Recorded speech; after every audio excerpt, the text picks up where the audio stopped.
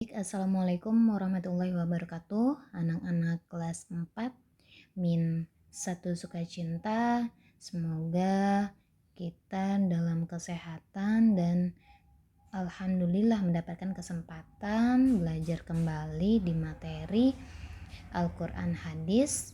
Ya, tema kita hari ini adalah tentang belajar ikhlaq.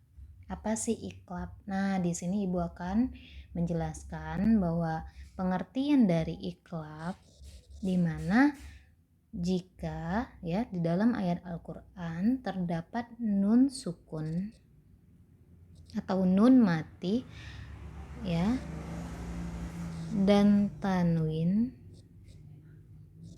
bertemu setelahnya itu huruf ba. Jadi setelah huruf nun sukun dan tanwin ini ya, yaitu huruf ba. Huruf ba yang berharokat hidup ya. Diingat huruf ba yang berharokat hidup, bukan sukun ya, anak-anak sekalian, bukan sukun.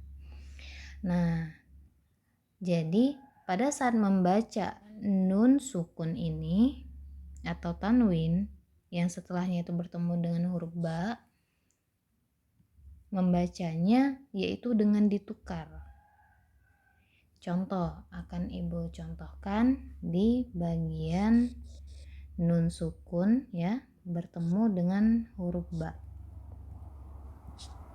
Nah, nun sukun yang bertemu dengan huruf ba ini di sini contohnya pada kalimat mim baqliha. Nah, secara nyatanya awalnya sebelum mendapatkan hukum ikhlaq kita membacanya min baqliha, betul tidak? Betul kan? Nah, tapi di dalam Al-Quran terdapat hukum ikhlaq di mana jika ada nun mati atau sukun bertemu dengan huruf ba, dibacanya tidak seperti itu lagi, tidak min baqliha lagi, tapi huruf nun sukun yang ini ya, huruf nun sukun yang ini diganti menjadi huruf mim yang asalnya min baqliha menjadi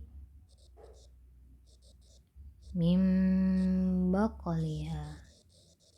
Nah, jadi ikhlaq adalah ikhlaq ya, dalam artiannya menukar huruf nun sukun, asalnya kan nun, asalnya kan min, menjadi mim, huruf mim ya, menjadi huruf mim, menjadi mim baqliha. Jadi jika ada ya di suatu kalimat ayat Al-Quran di mana nun sukun tadi bertemu dengan huruf mim, bertemu dengan huruf ba, nun sukun yang bertemu huruf ba seperti yang dicontoh di atas ini, jadi diganti huruf nun sukun yang di sini tadi menjadi huruf mim. Makanya setelah diganti menjadi huruf mim ya, pergantian hukum ini dari nun sukunnya ini menjadi mim, inilah yang dimaksud dengan ikhlaq, menukar huruf nun mati menjadi mim ya. Syaratnya hanya satu, jika bertemu huruf ba, nun sukun atau tanwin yang bertemu huruf ba ya anak-anak. Mengerti ya, bisa dipahami. Jadi yang tadinya awalnya dibaca min baqliha, ketika dia menjadi hukum ikhlaq ya, menjadi hukum ikhlaq, dia berubah membacanya menjadi mim baqliha ya, membacanya menjadi mim baqliha, mim baqliha ya. Begitu anak-anak, bisa dipahami ya. Ini untuk contoh nun sukun yang bertemu dengan huruf ba setelahnya, setelah nun sukun huruf ba ya, bisa dipahami anak-anak. Baik, yang kedua kita akan mempelajari nun sukun yang bertemu huruf bukan nun sukun sayang, tanwin ya, tanwin yang bertemu dengan huruf ba. Contohnya kita ambil contoh ya. Di sini tanwinnya, ini tanwin ya, dolalin ya. Kalau kita baca secara harfiah ini dibaca dolalin ya, lin gitu. Nah, di mana huruf ba-nya? Setelah huruf tanwin. Ini ba-nya. Di sini ada huruf ba. Nah, ada huruf ba. Ini tanwinnya. Nah, kalau kita secara harfiah dibacanya kan ini awalnya dolalin ba'izin ya. Tapi ketika ada tanwin yang bertemu setelahnya huruf ba, hukumnya menjadi hukum iklab atau ditukar tanwinnya ini menjadi mim ya. Yang awalnya kan dolalin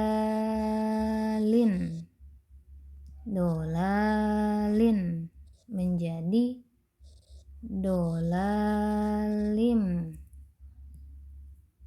menjadi dolalim. Nah, kalau harfiahnya biar anak-anak bisa ya membedakan. Nah, ketika dia menjadi hukum iklab dibacanya bukan dolalin ba'izin, tapi dolalim ba'iz ya anak-anak sekalian begitu.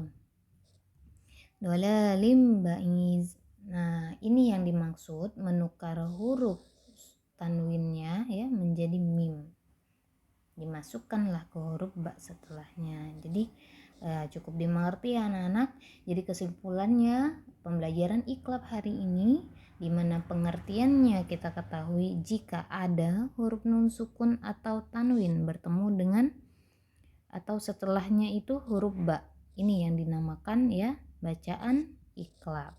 Yang kedua, contoh dari bacaan iklab ini huruf-hurufnya adalah nun mati yang bertemu dengan ba atau nun mati dan setelahnya itu huruf ba. Yang kedua, tanwin ya, baik tanwin di atas, tanwin fathatain ya atau kasrotain ya atau dommatain yang bertemu dengan huruf ba atau setelahnya itu huruf ba. Nah, ini yang dimaksud dengan iklab ya. Semoga bisa dipahami dan dimengerti ya anak-anak. Jika ada yang belum bisa dimengerti silakan tanyakan dengan ibu langsung. Untuk pembelajaran hari ini kita akhiri dengan ucapan hamdalah, alhamdulillahirabbil alamin. Semoga kita bisa bertemu di pertemuan selanjutnya. Terima kasih anak-anak atas perhatiannya.